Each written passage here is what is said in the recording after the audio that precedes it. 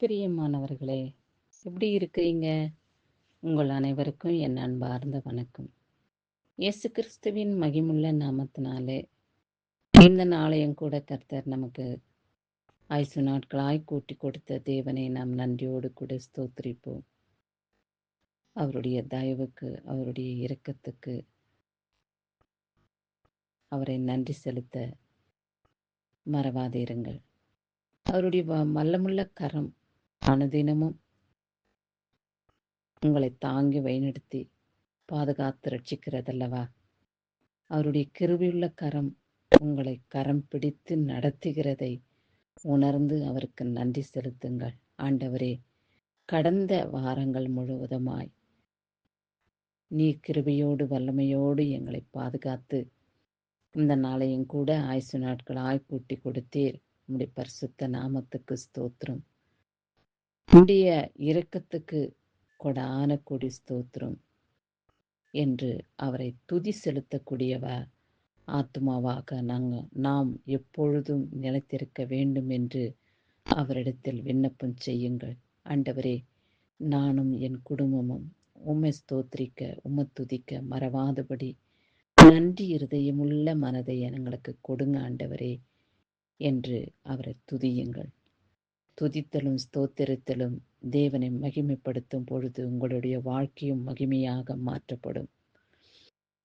நான் தரித்திரனாய் இருக்கிறேனே, நான் வேலையில்லாமல் மிகவும் கஷ்டப்படுகிறேனே, எனக்கு திருமணமாகவில்லையே, எனக்கென்று ஒரு வீடு எனக்கென்று இல்லையே, இப்படி நான் சொந்தம் என்று சொல்லிக்கொள்ள யாரும் எனக்கு இல்லையே என்று நினைக்கின்றீர்களா? கவலைப்படாதீர்கள். உங்களுடைய சிறையிருப்பை கர்த்தர் மாற்றி மகிமையினாலே நிரப்பி உங்களை பாதுகாத்துக் கொள்வார். இதோ இந்த நாளிலும் கூட கர்த்தர் என்ன வார்த்தையை கொண்டு நம்ம ஒருவரோடு கூட பேசுகிறார் என்பதை காண்போம். சங்கீதம் 143 அதிகாரம் 8வது வசனம். அதிகாலையில் உமது கிருபையை கேட்க பண்ணும், உம்மை நம்பியிருக்கிறேன். நான் நடக்க வேண்டிய வழியை எனக்கு காண்பியும் என்று சொல்லப்பட்டுள்ளது. கர்த்தராகிய இயேசு கிறிஸ்துவை நாம் அதிகாலையிலே எழுந்து கூப்பிட வேண்டுமாம். யாரும் முகத்தை பார்ப்பதற்கு முன்னதாகவும் யாரிடத்தில் பேசுவதற்கு முன்னதாகவும் கர்த்தர் முகத்தை பார்க்க வேண்டும். கர்த்தரோடு நாம் பேச வேண்டும்.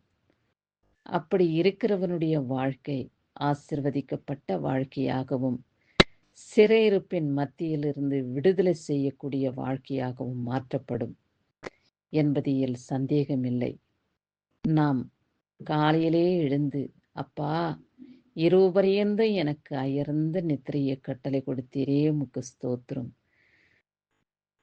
இருளில் நடமாடும் கொள்ள நோய்க்கு என்னையும் என் குடும்பத்தையும் விடுவித்து பாதுகாத்து கொண்டீர், உமக்கு ஸ்தோத்திரம். இந்த நாளையும் கூட ஆயுசு நாட்களாய் கொடுத்திருக்கிறீர். உம்முடைய மகிமைக்கு கொடான கொடி ஸ்தோத்திரம். இந்த நாளுக்கு ஏற்ற நிம்மதியும் சமாதானத்தையும் சந்தோஷத்தையும் நீர் எங்களுக்கு கொடும்.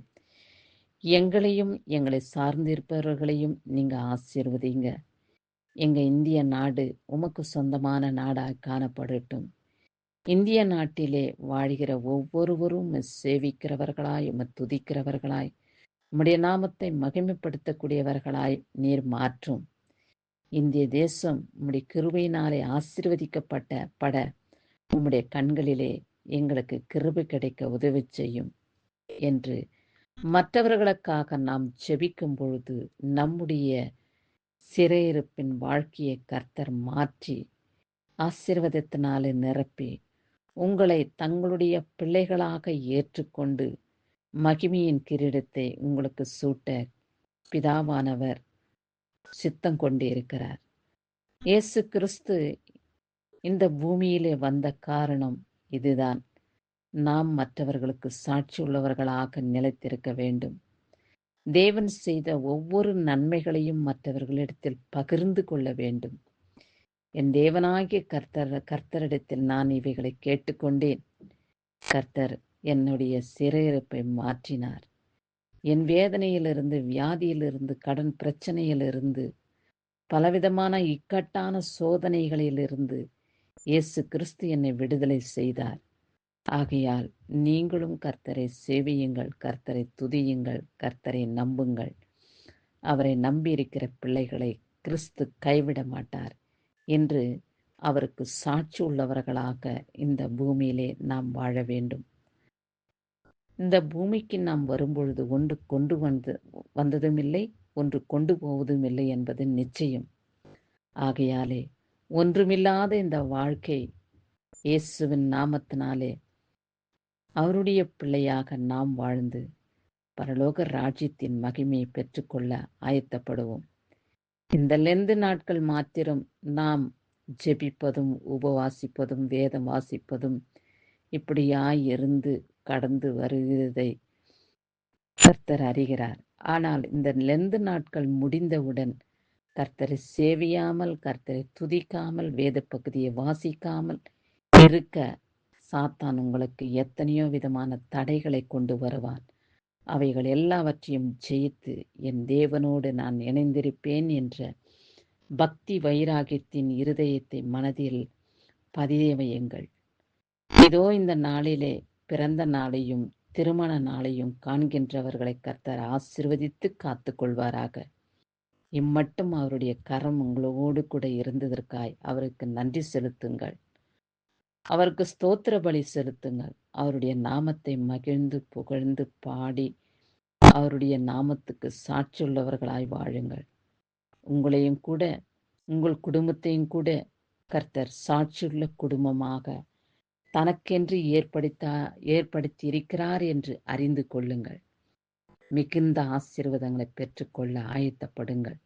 ஆசீர்வாதம் மாத்திரமல்ல, தேவனுடைய மகிமையை பெற்றுக்கொள்ள உங்களை நீங்களே தகுதிப்படுத்தி கொள்ளுங்கள். உங்கள் வாழ்நாட்கள் நீடித்திருப்பதற்கு உங்கள் தாயும் தகப்பனையும் கனம் பண்ணுங்கள். கர்த்தருடைய நாமத்துக்கு மகிமையாக எப்பொழுதும் சாட்சியாக ஜீவிக்க கர்த்தர் உங்களை ஆசீர்வதித்து காத்துக் கொள்வாராக. கிறிஸ்துவுக்கே மகிமை உண்டாகட்டும். ஆமேன்.